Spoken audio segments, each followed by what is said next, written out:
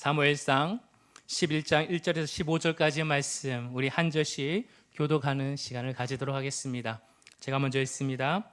암몬 사람 나하스가 올라와서 길앗 야베스에 맞서 진침해 야베스 모든 사람들이 나하스에게 이르되 우리와 언약하자 그리하면 우리가 너를 섬기리라 하니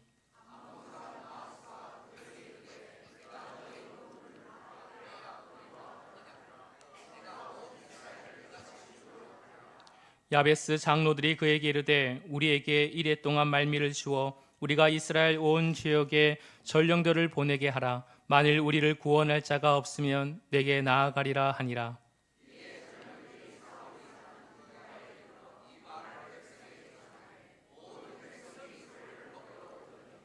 마침 사울이 밭에서 소를 몰고 오다가 이르되 백성이 무슨 일로 우느냐 하니 그들이 야베스 사람의 말을 전하니라.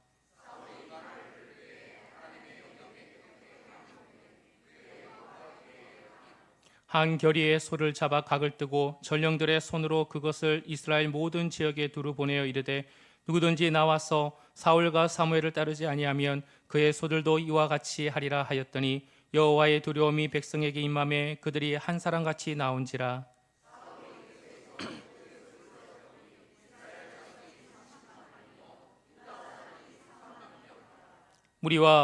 무리가 와 있는 전령들에게 이르되 너희는 길앗 야베스 사람에게 이같이 이르기를 내일 해가 더울 때 너희가 구원을 받으리라 하라. 전령들이 돌아가서 야베스 사람들에게 전하매 그들이 기뻐하니라.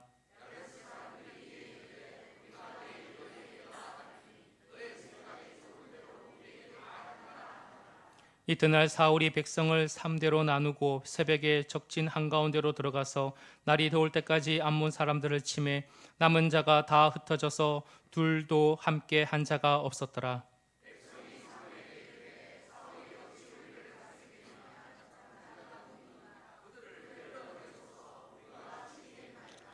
사울이 이르되 이날에는 사람을 죽이지 못하리니 여호와께서 오늘 이스라엘 중에 구원을 베푸셨음이니라.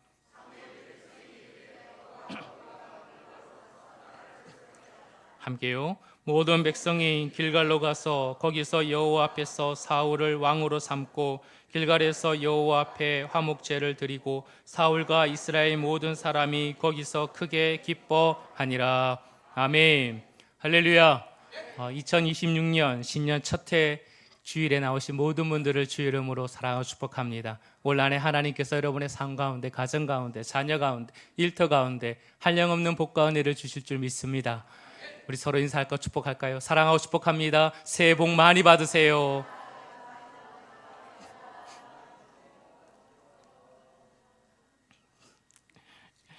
감사합니다. 오늘은 이제 계속적으로 사무엘서 말씀을 살펴보려고 합니다. 온 이스라엘이 모여서 국가적인 제비 뽑기를 하고 있습니다. 누구를 뽑는 일일까요?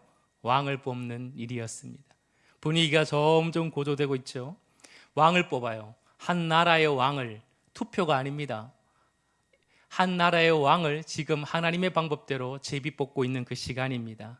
여러분, 이제 12지파가 모였고 그 지파 가운데 베냐민 지파가 뽑혔고 그리고 기스의 아들 누구요? 사울이 뽑혔습니다.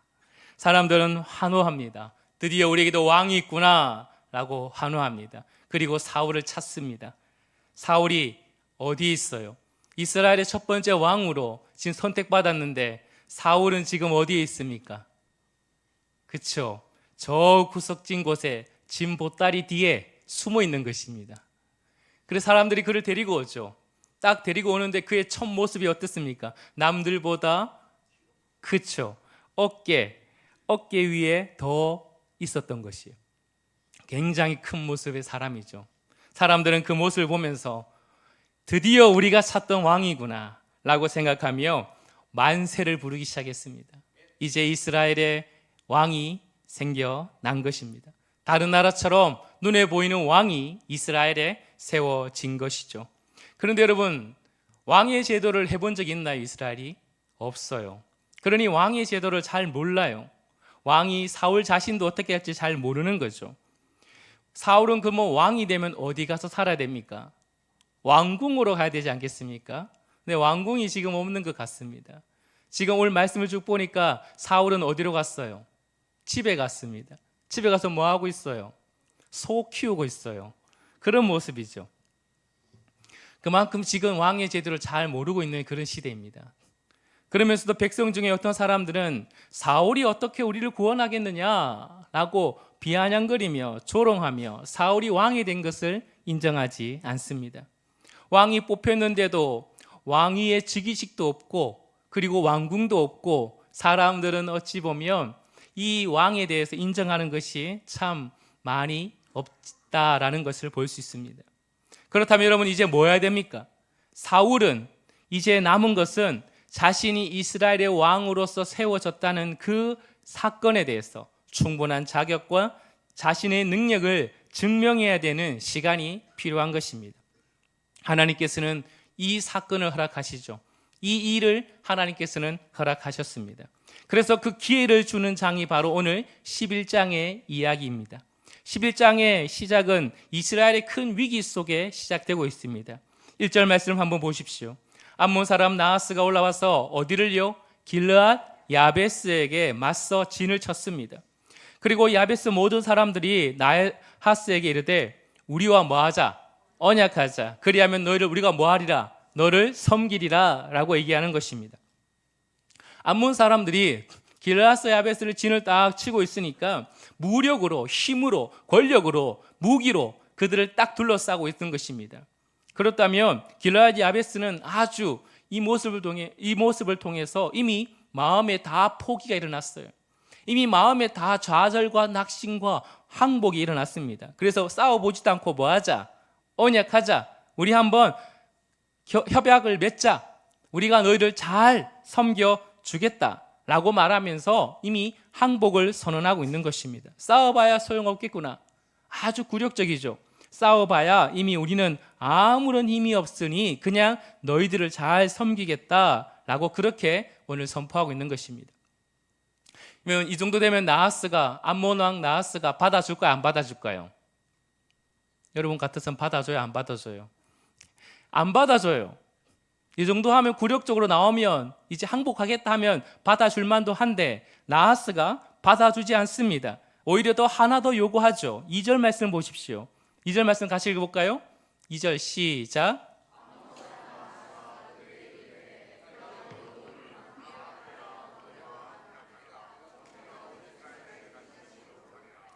아멘. 어느 눈을 빼라? 오른쪽 눈을 빼라는 거예요. 왜 하필이면 오른쪽 눈일까? 여러분 고대 역사가 중에 요세푸스라는 사람이 있습니다. 이 사람의 이야기를 그 시대를 본다면 오른쪽 눈을 뺀다는 것은 바로 전투할 수 없는 상태를 만들겠다라는 것입니다. 여러분 전쟁에 나갈 때 보통은 왼쪽에 뭘 들어요? 방패를 들죠. 오른손에 뭐 들어요? 칼을 들죠. 방패를 딱 들면 어느 눈이 가려져요? 왼쪽 눈이 가려지죠. 왼쪽 눈이 가려지지 않습니까? 그러면 오른쪽 눈을 가지고 최대한 전쟁을 하는 것입니다. 그런데 오른쪽 눈을 빼라는 것은 어떤 의미예요? 전쟁을 못하게 만들겠다는 것입니다. 앞으로도 반역을 일으킬 수 있는 군사력인 그런 규합을 아예 씨를 말라버리겠다라는 것이죠. 한쪽 눈은 있어요, 없어요? 그러면 한쪽 눈은 있죠. 한쪽 눈이 있으니까 뭐하라? 농사 열심히 지으라는 것입니다. 열심히 너희들이 땅을 기경해서 곡식을 많이 거둬서 뭐하라 그러면 조공바치라는 거예요. 조공바치라. 그런 의미가 담겨 있는 것입니다. 그래서 어떻게 하겠다? 이스라엘 전체를 내가 이렇게 만들어버리겠다라고 선포하고 있는 것입니다. 아주 굴욕적인 것이죠. 아주 멸시, 조롱이 다 담겨 있는 아주 치욕스러운 무서운 제안이라는 것입니다. 이 이야기를 들은 길르앗 야베스의 장로들이 생각을 합니다. 그리고 하나를 요청하죠. 3절 말씀에 어떤 요청을 하죠? 시작. 야베스 장로들이 그에게 이르되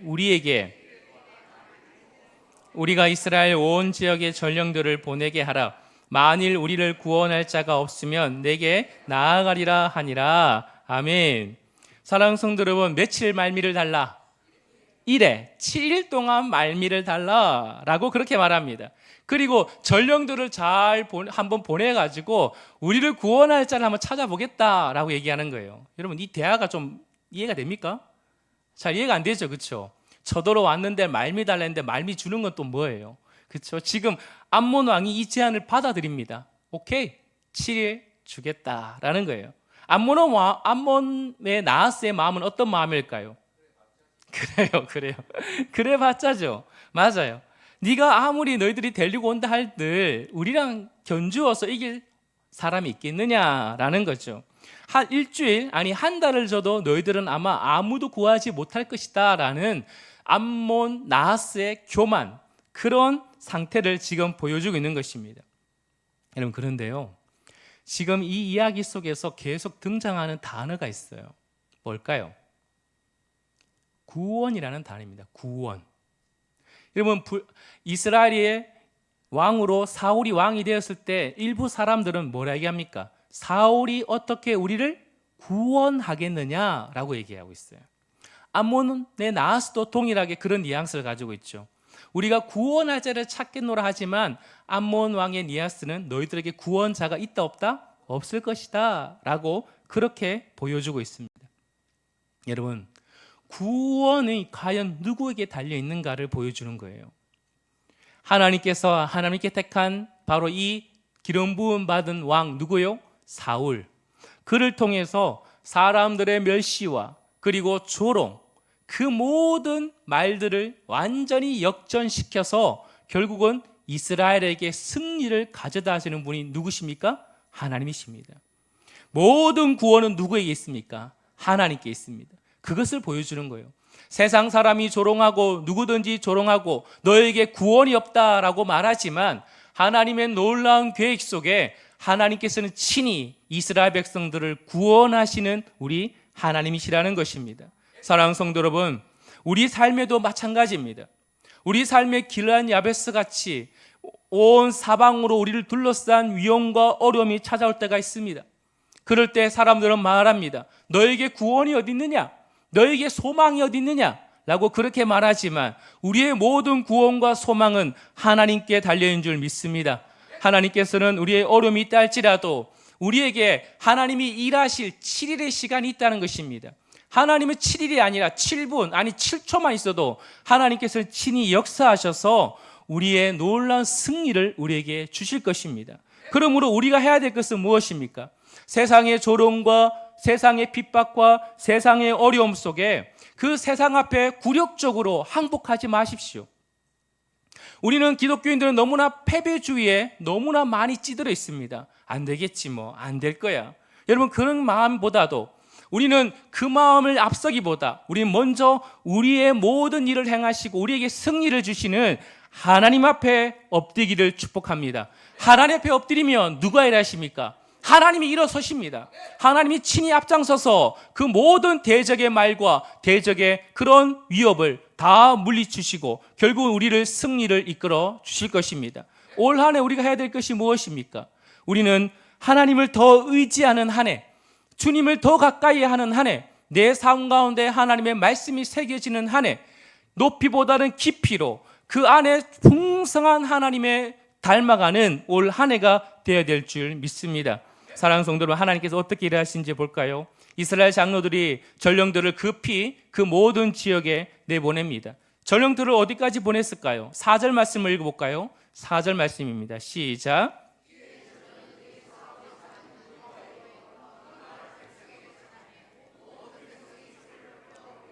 아멘. 여러분, 전령들이 다 이스라엘 지역에 갔겠죠? 그런데 오늘 특별히 어디의 땅에 그 소식을 기록하고 있습니까? 기브아 땅이에요. 여러분, 기브아 땅, 그 사람들의 이 소식을 듣고 길르앗 야베스의 소식을 듣고 지금 울었다라고 나오고 있어요. 왜일까요? 왜 특별히 기브아 땅에 이 사람들의 이 소식의 반응을 이곳에 적어놨을까요? 여러분, 기브아 땅과 그리고 이 길르앗 야베스, 기브아 땅은 베냐민 지파입니다. 그러므로 이 길르앗 야베스와 베냐민 지파의 관계가 특별했기 때문에 그렇습니다. 왜일까요? 사사기 21장을 읽어보시면 좋을 것 같아요. 베냐민 지파가 어떤 어려움 속에 가장 작은 지파가 되었습니다. 이제는 베냐민 지파가 나머지 11지파를 통해서 완전히 몰살당할 위기에 있었어요. 그러자 나머지 이스라엘 지파가 이러면 안 된다. 우리 12지파인데, 우리 이스라엘인데 한 지파가 몰락하면 안 된다 하고 전쟁을 멈춰버렸습니다. 그런데 남은 사람들은 기껏해야 400명 정도밖에 안 남았어요. 그럼 어떻게 이 지파를 보존할 수 있을까? 그런 가운데 나머지 11지파는 어느 누구도 자신의 딸들을 베냐민 지파에 주지 말자 결의를 해버렸어요. 그러자 생각하는 것이 뭐냐면 길르앗 야베스 사람들이 있다. 그곳에 가서 처녀를 데리고 와서 베냐민 지파들이 이제 뭐예요? 그 민족을 보존할 수 있게 만들어주자. 그래서 길르앗 야베스 사람과 처녀들과 베냐민 지파가 결혼을 하게 되는 것입니다. 그러니 아주 특별하고 긴밀한 인연의 관계가 이 베냐민과 그리고 이 길르앗 야베스에 함께 있었다라는 것입니다. 그래서 길르앗 야베스의 소식을 들은 베냐민 지파 기브아 사람들이 우는 것이죠. 이 백성이 우는 소식을 여러분 울고 있으니까 밭에 나가서 소를 몰고 집에 돌아오는 누가 들어요? 사울이 듣죠. 5절과 6절 말씀 한번 볼까요? 5절 6절 시작. 마침 사울이 밭에서 소를 몰고 오다가 이르되 백성이 무슨 일로 우느냐 하니 그들이 야베스 사람의 말을 전하니라. 사울이 이 말을 들을 때 하나님의 영이 크게 감동되매 그의 노가 크게 일어나. 아멘. 여러분, 이 소식을 들었을 때, 이 말을 전해 들었을 때 사울에게 무엇이 임합니까? 그렇죠. 하나님의 영이 충만하게 그에게 임하게 되는 것입니다. 구약에서는 하나님의 영이 모든 사람에게 임하지 않습니다. 하나님께서 택하신 자, 하나님의 도구로 쓰고자 하는 자에게 특별히 하나님의 영이 임하죠. 하나님의 영이 임한 사람은 어떤 사람일까요? 완전히 다른 사람이 됩니다. 완전히 그는 새로운 존재가 되는 거예요. 달라진 상태, 아주 긍정적인 모습으로 하나님의 일을 거뜬히 할 수 있는 그런 모습을 가지게 되는 것이죠. 사랑하는 성도 여러분, 하나님께서 하나님의 영을 보내셔서 이 위기를 회복해 주시며 그리고 넉넉히 사울의 완전한 변화된 모습으로 이 위기를 이스라엘에서 구원해 주시는 우리 하나님이십니다. 그렇다면 우리가 삼아야 될 것이 무엇일까요? 2026년 우리는 그 무엇보다도 하나님 앞에 의지하고 하나님을 더 가까이 가면서도 하나님의 성령의 충만함을 우린 구해야 될 줄 믿습니다. 구약에서는 어떤 일부의 사람들만 성령을 부어줬다면 신약에서는 어떻게 부어줍니까? 주를 고백하는 모든 자들에게 성령을 부어준 줄 믿으시길 축복합니다. 그러므로 우리 안에 성령이 있는 줄 믿으시길 바랍니다. 그러므로 성령의 충만함을 날마다 사모하십시오. 성령의 충만함을 사모할 때 우리는 모든 어려움과 시련과 아픔과 문제들을 넉넉히 이겨낼 수 있는 능력이 우리에게 있을 줄 믿습니다. 하나님의 영을 받은 사울, 그는 아주 크게 분노하죠. 거룩한 분노입니다. 그의 분노가 임함으로 말미암아 그는 하나님의 영으로 완전한 새로운 사람입니다. 용사로 일어나죠. 이스라엘의 구원자로 일어나는 것입니다. 여러분 10장의 사울의 모습은 어땠어요? 지금까지 사울의 모습은 어땠습니까? 아주 겸손해요. 아주 어찌 보면 소심합니다. 왕이 뽑혔는데도 저 진꾸러미 구석에 처박혀가지고 두려워가지고 나오지 못하는 그런 사울의 모습이었습니다. 그러나 그에게 하나님의 영이 임하니까 어때요? 완전히 바뀌죠. 그는 이제 용사로 바뀌어 있는 그런 모습을 보여주고 있는 것입니다. 7절 말씀을 한번 읽어볼까요? 7절 말씀 시작. 한 결의의 소를 잡아 각을 뜨고 전령들의 손으로 그것을 이스라엘 모든 지역에 두루보내어 이르되 누구든지 나와서 사울과 사무엘을 따르지 아니하면 그의 소들도 이와 같이 하리라 하였더니 여호와의 두려움이 이 백성에게 임하매 그들이 한 사람같이 나온지라. 아멘. 한 결의의 소를 잡아 각을 떴다. 한 결의는 몇 마리예요? 2마리입니다. 2마리를 잡아서 여러분 각 지파에게 다 보내버렸어요. 각을 떠서. 무슨 말입니까? 나오라. 나와서 함께 뭐하자? 전쟁하자라는 거예요. 만약에 나오지 않으면 어떻게 될 것이다? 소 각든 것처럼 너희들도 이 꼴이 날 것이다. 사람들이 여러분 두려워했습니까? 안 두려워했습니까? 두려워했죠. 옛날 같았으면 두려워했겠습니까? 안 두려워했겠죠. 사울이 뭔데? 사울이라는 자가 누군데? 라고 말할 수 있지만 지금 사울에게 누가 임한 것입니까? 성령이 임한 것이에요. 하나님에 대한 두려움, 하나님의 성령에 사로잡힌 자의 그 메시지가 전파되고 있으니 온 이스라엘 땅이 지금 뭐예요? 하나가 되는 것입니다. 한 사람처럼 나왔다라고 말하고 있어요. 성령에 사로잡힌 사람. 그 한 사람을 통해서 온 나라가 바로 하나님의 위엄과 영광과 두려움 속에 사로잡힌 것이죠. 적군의 두려움보다 하나님의 임재와 하나님의 영광과 하나님의 그 은혜가 더 두려운 것입니다. 8절 말씀 보십시오. 몇 명이 나왔죠? 이스라엘 자손의 수가 30만 명, 유다 사람이요 3만 명, 총 33만 명이 나온 것입니다. 엄청난 일이 벌어졌어요. 사울이 어떻게, 저런 자가 어떻게 라고 말하던 그 말들이 싹 들어가 버리고 배색의 대규모의 집회가 집결되는 은혜가 일어났습니다. 그의 지도력은 이제는 그 누구도 부정할 수 없는 현실이 되어버렸다라는 것입니다. 하나님의 신에 감동된 그 한 사람이 온 나라를 하나님 앞에 하나 되게 만드는 역사를 만들고 있는 것입니다. 사랑하는 성도 여러분, 우리 모든 믿음의 성도 여러분, 하나님의 성령에 사로잡히기를 축복합니다. 그 사람이 리더예요. 영향력이 있고 뭔가 많은 사람을 거느리는 사람, 뭔가 학식이 있고 높고 똑똑하고 뭔가 사회적인 그런 영향력인 인물이 교회의 리더가 아닙니다. 세상의 전문가로 이 교회의 리더가 아닙니다. 이 교회를 하나님께서 이끌어 가시는 그 리더는 성령에 사로잡힌 사람, 그 사람이 되어야 이 교회는 하나님의 영광을 위해 쓰임받을 줄 믿습니다. 사랑하는 성도 여러분, 그러므로 여러분 각자 한 사람 한 사람이 성령을 사모하시고 하나님 앞에 사로잡혀서 하나님의 놀라운 일에, 하나님의 하나 되는 일에 쓰임받는 저와 여러분 되기를 주의 이름으로 축복합니다. 11장 9절 말씀을 한번 볼까요? 9절 말씀 시작. 무리가 와 있는 전령들에게 이르되 너희는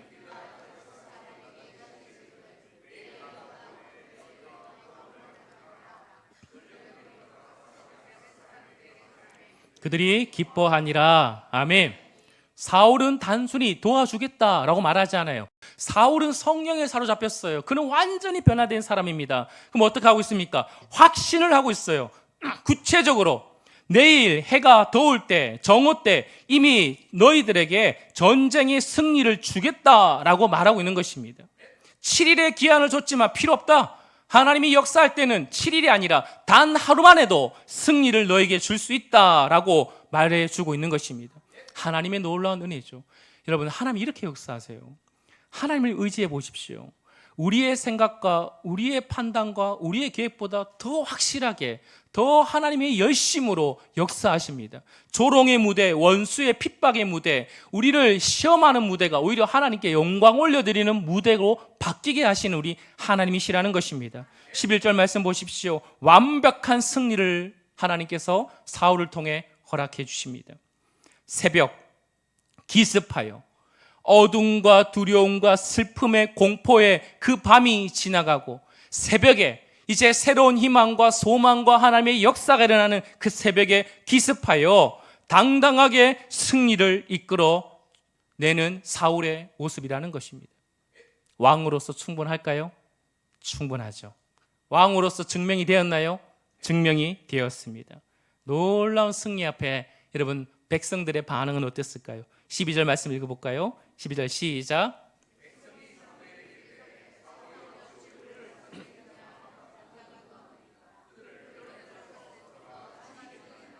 아멘. 어떻게 반응하고 있어요? 누가 사울 안 된다 그랬어? 누가 사울이 우리를 다스리지 못한다고 말했어? 사울 안 된다고 한 사람 다 나와. 그리고 사울이요, 우리가 그들을 어떻게 하겠다? 잡아서 죽여버리겠습니다 라고 이렇게 완전히 바뀌어버렸어요. 백성들의 모든 지지를 한 몸으로 얻은 사울이었습니다. 이때 사울의 고백이 뭐죠? 그는 놀라운 고백을 합니다. 13절 말씀 시작.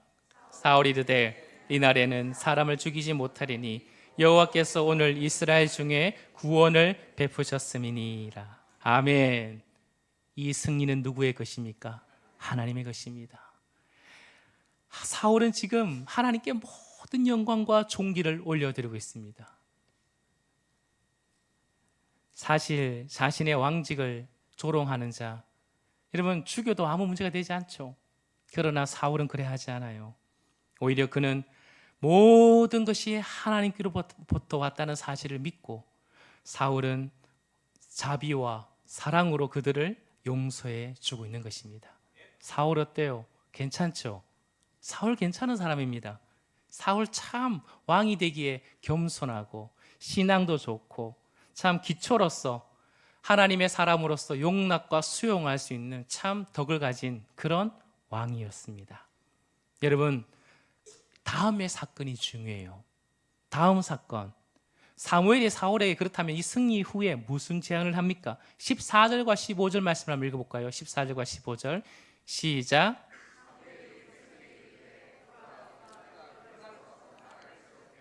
모든 백성이 길갈로 가서 거기서 여호와 앞에서 사울을 왕으로 삼고 길갈에서 여호와 앞에 화목제를 드리고 사울과 이스라엘 모든 사람이 거기서 크게 기뻐하니라. 아멘. 사무엘이 사울을 데리고 어디로 갑니까? 길갈로 갑니다. 길갈은 어떤 장소죠? 길갈은 이스라엘 백성들이 요단강을 건너가고 나서 처음으로 진을 구축했던 바로 그 장소입니다. 길갈의 의미가 뭐죠? 길갈은 광야로부터 방황했던 그 모든 것을 종지부를 찍고 애굽에서의 수치가 다 굴러갔다라는 의미를 가지고 있어요. 길갈에서 이제는 하나님 백성으로 새롭게 할례를 받습니다. 이제는 우리 하나님의 백성이다 라는 전적인 서약의 장소입니다. 언약 백성으로 새롭게 태어나는 곳이죠. 그리고 그곳에서 만나가 그쳐버립니다. 이제는 이 광야에서 먹었던 만나를 이제 그쳐버립니다. 이 말은 뭡니까? 이제 너희들은 새로운 하나님 백성으로 하나님께서 허락하신 새로운 나라 속에서 하나님이 허락하신 그 놀라운 풍성한 곡물을 먹고 누리며 살아가게 될 것이다 라는 그 언약적 장소가 바로 길갈이라는 것입니다. 여러분, 사무엘이 그냥 사울을 길갈로 데려간 것이 아니죠. 이 말은 뭡니까? 이 나라의 운명이 강대국의 군사력이나 이스라엘 백성의 능력에 달려있는 것이 아니다는 거예요.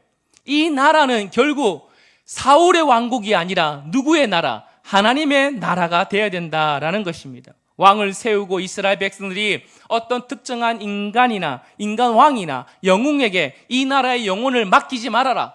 이 나라를 온전히 다스리고 통치하시는 누구에게 의지하라. 하나님을 의지하라. 그에게 맡겨라. 길갈에서 너의 시작을 다시 한번 다짐하고 이곳에서 너의 하나님의 하나님됨을 선포할 때 네가 진정한 하나님의 대리 통치자로 이곳을 살아낼 것이다 라는 것을 보여주기 위한 것입니다. 사랑하는 성도 여러분, 길르앗 야베스 전투에서 백성들이 이렇게 전쟁에 승리하니까 이곳에 대관식을 하죠. 사람들은 기뻐합니다. 그래, 우리가 꿈꾸던 왕이야. 우리가 바로 꿈꾸던 나라가 이런 나라야 라고 사람들은 기뻐하고 환호하겠지만, 그러나 사울은 분명히 알아야 됩니다. 인간의 박수와 환호에 현혹되지 말아야 됩니다. 사울, 네 능력으로 된 거 아니야. 사울, 너의 자질로 승리한 게 아니야. 누구? 하나님의 영이 너에게 임함으로 말미암아 이렇게 진정한 승리를 가진 것이야. 잊지 마 라고 분명하게 사울에게 각인시켜주는 이 대관식입니다. 사랑하는 성도는 이스라엘의 문제가 뭡니까? 왕이 없어서 그런 게 아니에요. 사울 같은 왕이 없어서 문제라는 것이 아닙니다. 무엇입니까? 하나님을 참되게 왕으로 섬기지 못하기 때문에 이 이스라엘은 무너지고 타락하게 되는 것이었습니다. 여러분, 사무엘 11장은 사울은 너무나 겸손하고 신앙적이며 하나님 앞에 신실한 모습을 가졌습니다. 그런데요, 여기까지예요. 사무엘상 11장까지예요. 너무 안타깝지 않습니까? 신실하고 겸손한 중심을 계속 유지해야 되는데 그의 첫 마음과 그의 시작이 더 신실하고 겸손하며 끝까지 가야 되는데 그는 40년 동안 이스라엘의 왕위에 죄위하며 수많은 전쟁을 치르지만 이 길르앗 야베스의 전쟁, 암몬과의 전쟁만이 하나님께 영광을 돌리고 나머지는 다 자기의 의로 여긴다는 것입니다. 여러분, 너무 안타깝죠? 하나님께 선택받아서 이스라엘의 백성, 이스라엘을 다스리는 왕으로 선택받았다면 하나님의 소리에 귀를 기울이고 하나님의 뜻을 구하며 하나님 앞에 순복하면 그 나라가 영원히 일어날 것인데 그는 결국은 하나님의 소리보다 백성의 소리에, 자기 마음의 탐욕의 소리에 사로잡혀 그렇게 한평생을 살아가다가 비참한 죽음을 가지게 되는 것입니다. 사랑하는 성도 여러분, 오늘 우리에게 주는 메시지가 무엇입니까? 모든 승리는 하나님께 있습니다. 우리에게 문제의 모든 복잡한 아픔과 어려움, 올 한 해도 어떤 우리에게 다양한 일들이 일어날지 몰라요. 그러나 여러분, 그 모든 해답이 하나님께 있는 줄 알고 하나님 앞에 엎드릴 때 하나님께서는 침묵하지 아니하시고 우리에게 성령을 부어주어 넉넉히 부어주어 충만하게 부어주어 우리는 넉넉히 이기며 승리할 줄 믿습니다. 여러분, 그럴 때 어떻게 해야 된다고요? 길갈로 가야 되는 것입니다. 길갈. 사울과 백성들이 승리 후에 자기 집으로 흩어지지 않고 길갈로 가서 나라를 새롭게 하자. 나라를 새롭게 하자. 이 말은 나의 나라를 세우는 것이 아니라 하나님의 나라를 하나님의 뜻 가운데 새롭게 하자라는 그 다짐했던 것처럼 우리도 어떻게 해야 된다고요? 우리에게 날마다 성령을 주시고 우리에게 승리를 주시고 은혜를 주시고 복을 주실 때마다 우리는 길갈의 자리에 나가야 되는 것입니다. 그곳이 어디입니까?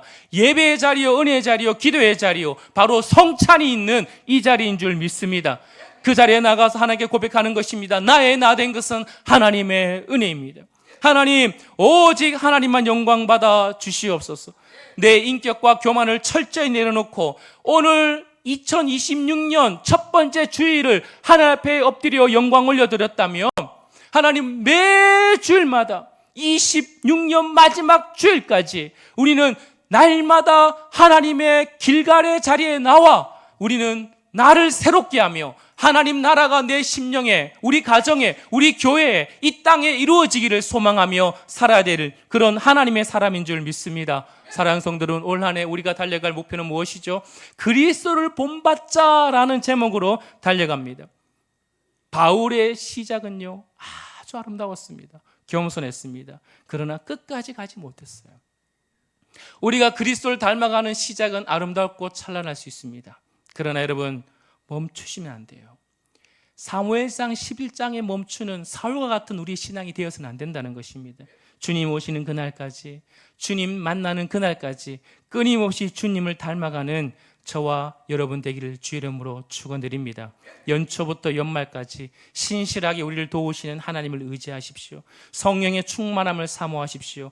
더 인격적이고 더 겸손하고 더 깊어지는 신앙이 올 한 해 여러분 가운데 일어나기를 축복합니다. 그럴 때 성숙된 믿음으로 우리가 나아갈 때 하나님은 우리 교회 놀라운 하나님의 나라에 쓰임받는 믿음의 거목들이 많이 일어날 줄 믿습니다. 이 시간에 우리 성찬하는 시간을 가지도록 하겠습니다. 우리 장로님들 앞으로 나와 주시면 감사하겠습니다.